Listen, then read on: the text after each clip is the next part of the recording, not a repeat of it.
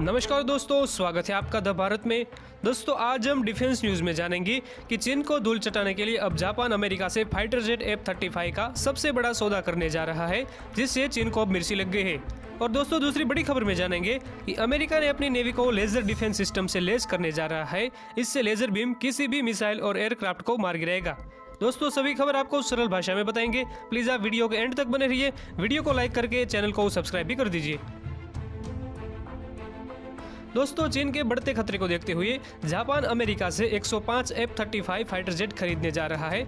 इन विमानों की कुल कीमत करीब 23 अरब डॉलर रुपए है। अमेरिका ने कहा है कि इससे जापान के हितों की रक्षा होगी। दोस्तों चीन की बढ़ती दादागिरी से निपटने के लिए जापान रडार की पकड़ में नहीं आने वाले दुनिया के सबसे घातक फाइटर प्लेन F-35 की फौज बनाने जा रहा है। अमेरिका के विदेश मंत्रालय ने दोस्तों 5वीं पीढ़ी के F-35 स्टील्थ फाइटर जेट की बिक्री को अनुमति दे दी है और जापान 105 फाइटर जेट के लिए अमेरिका को करीब 23 अरब डॉलर रुपए देगा। दोस्तों माना जा रहा है कि चीनी सेना की बढ़ती घुसपैठ से निपटने के लिए जापान ने इन फाइटर जेट को खरीदने की इच्छा जताई थी। दोस्तों अमेरिका के रक्षा मंत्रालय पेंटागन की ओर से जारी बयान में कहा गया है कि विदेश विभाग ने फॉरेन मिलिट्री सेल के तहत 23 अरब डॉलर के 105 F-35 फाइटर जेट और उससे जुड़े उपकरणों को बेचने की अनुमति दे दी है। दोस्तों पेंटागन ने साथ में यह भी कहा कि जापान सरकार ने 63 F-35A और 42 F-35B फाइटर जेट खरीदने की इच्छा जाहिर की थी। इसके अलावा दोस्तों जापान लड़ाकू विमानों के इंजन भी खरीदना चाहता है।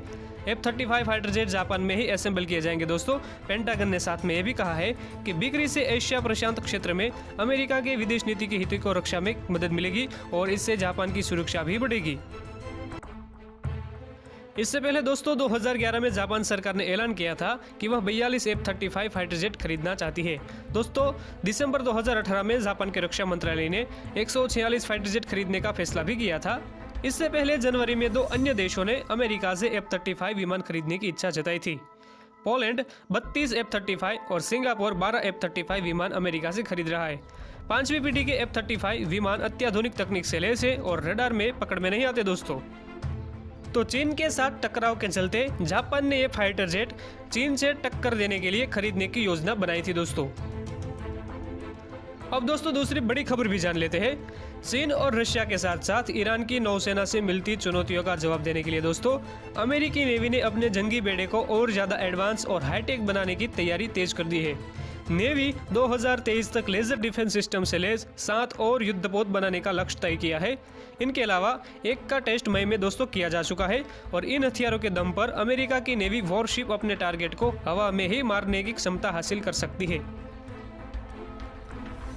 दोस्तों इसमें खास बात यह है कि ये एक हाई एनर्जी लेजर हथियार है और लेजर की रेंज आंखों को दिखाई नहीं देती है और सीधा असर करती है। अमेरिकी नेवल के एक अफसर है दोस्तों फ्रैंक पीटरकिन, उसने कहा है कि लेजर डिफेंस सिस्टम को अगले 3 साल में अलग अलग युद्धपोतों में लगाने का प्लान बनाया गया है।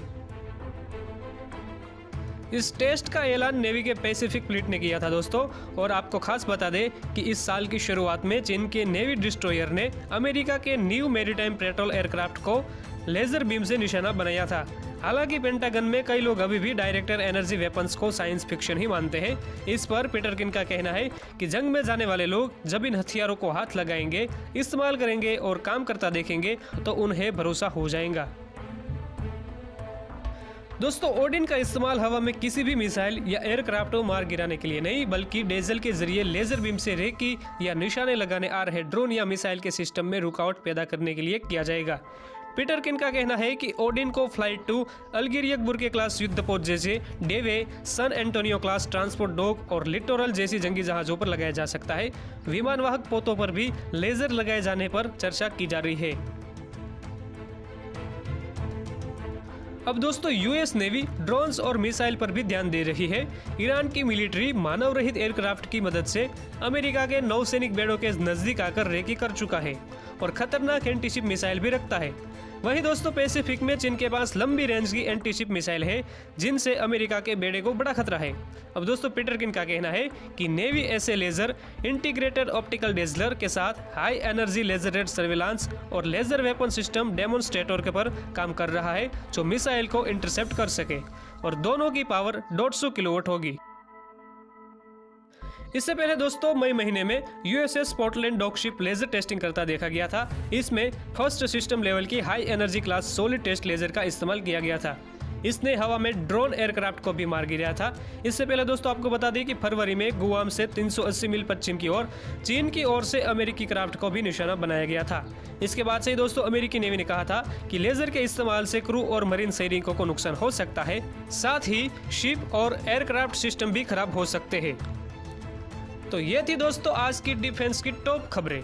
ऐसी ही डिफेंस और डिप्लोमेसी से जुड़ी हर खबर देखने के लिए सब्सक्राइब कर दीजिए द भारत को और पास में रही बेल आइकन की घंटी को भी दबा दीजिए ताकि हर अपडेट आप तक तुरंत पहुंच जाए।